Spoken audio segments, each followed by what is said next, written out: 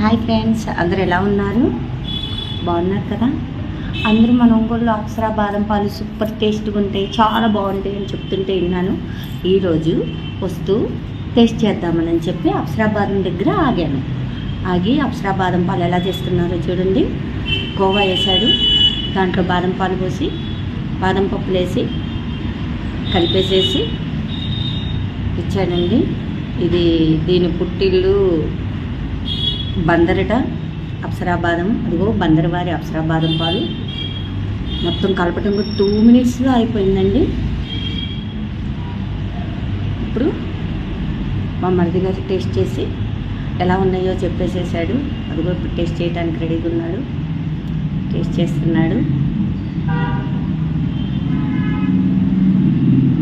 కోవా అంతా తినేసేసి బాదం పాలు మాత్రం మిగిల్చాడండి.